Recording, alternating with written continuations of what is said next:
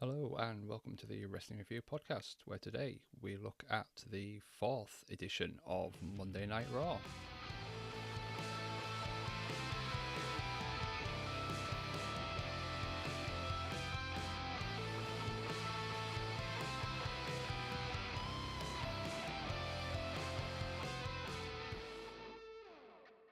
So we are live once again from the Manhattan Center studios with the commentators Vince McMahon, Randy Savage, and once again, unfortunately, Rob Bartlett.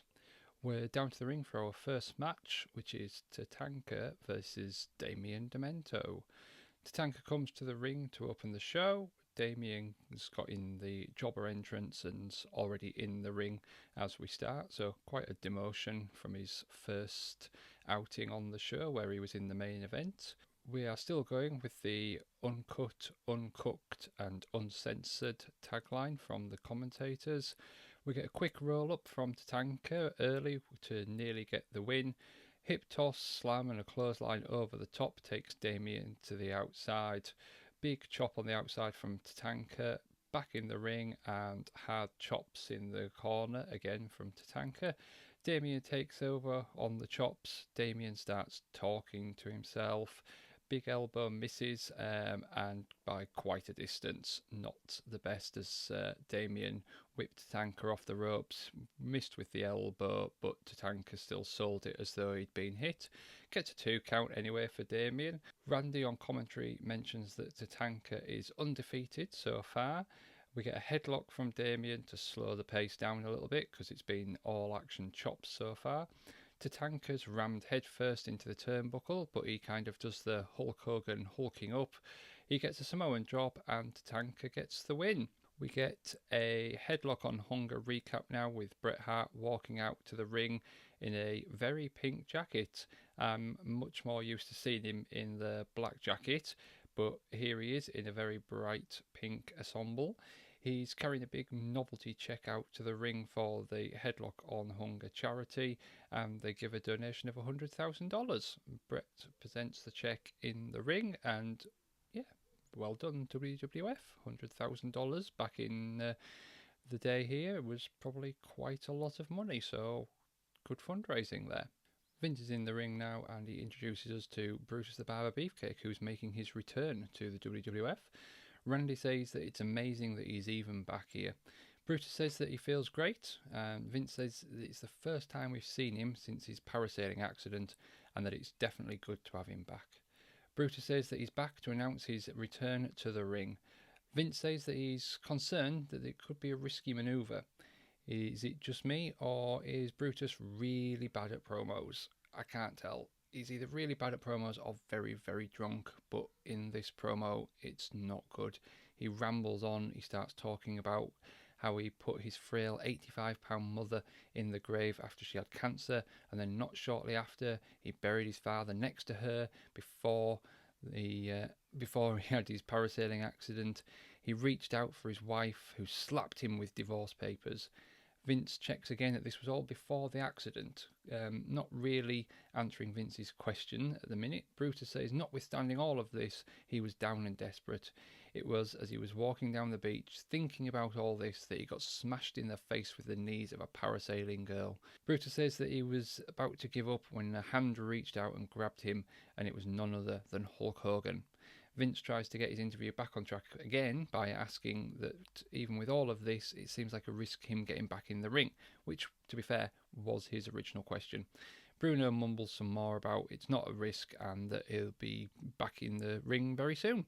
All in all, not a great promo. Didn't enjoy Brutus's big return. The crowd seemed to pop a little bit, but nothing too much there for Brutus, really. Next up, we get a WrestleMania hype video again, just the usual one that we've seen before. Second match of the night, we get High Energy, which is Owen Hart and Coco Beware versus Iron Mike Sharpe and Von Krus. Really excited to get an early look at Owen Hart on the podcast. It's one of my favourites, Owen going back. So yeah, I've never really seen this part of him though, this part of his career, so it'll be interesting to see him with High Energy here. Owen Hart starts the match, but quickly gets overpowered by Iron Mike. Shoulder block takes Owen down, but he kips up. Drop kick from Owen, and Mike is down. Drop toe hold into an armbar and a tag to Coco. Coco lets Mike then just walk over to the corner as Coco follows him, and he makes the tag. They go to the other side and the tag Owen back in. Double back body drop is a big one, and Coco with the drop kick takes Mike off the apron. Drop kick from the second rope as Owen holds Von Krus up on him.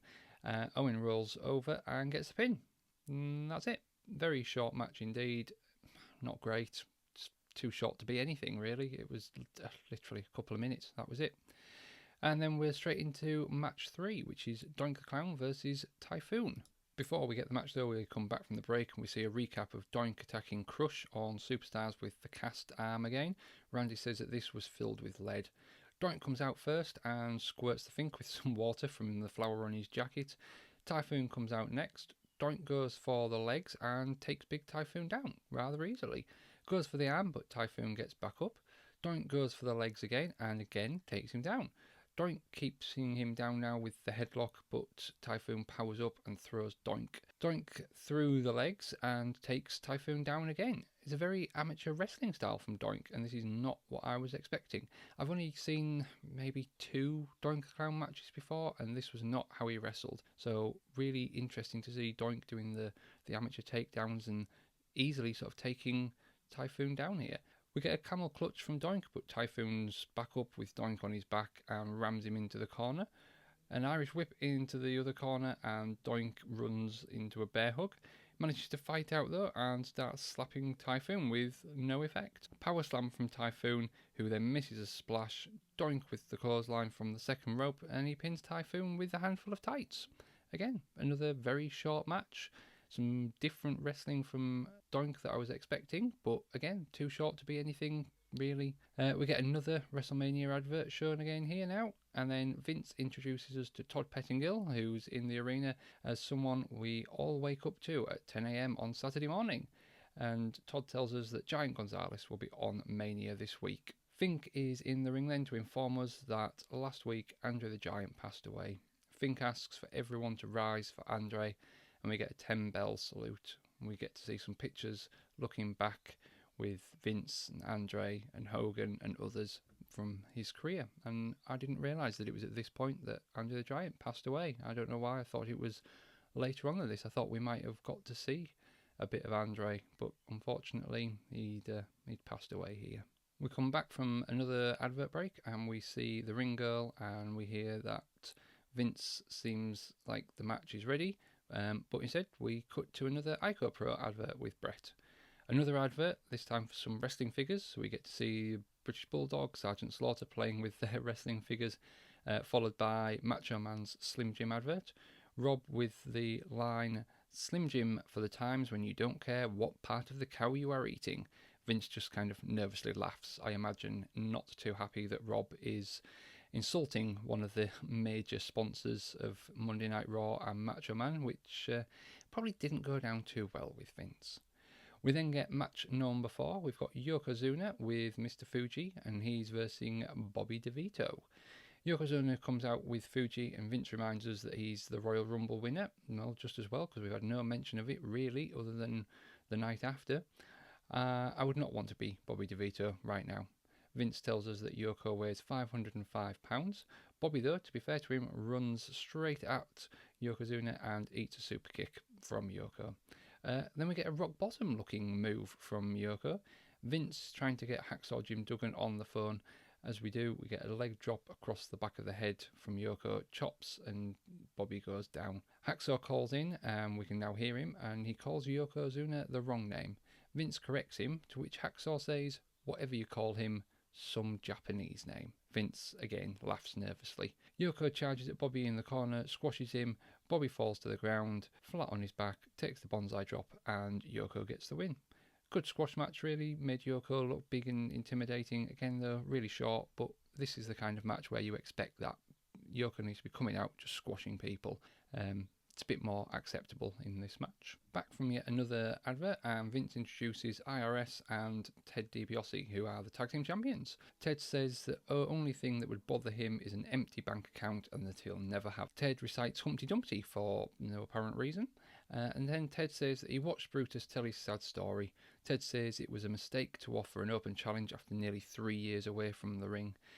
Ted goes on to say that it will be him or IRS would be happy to face Brutus. They flip a coin and Ted wins, or he says so anyway. We don't really see it and kind of hides it from IRS. Jimmy Hart comes out and says that it's a waste of their time if either of them get into the ring with Brutus, and what if one of them got hurt?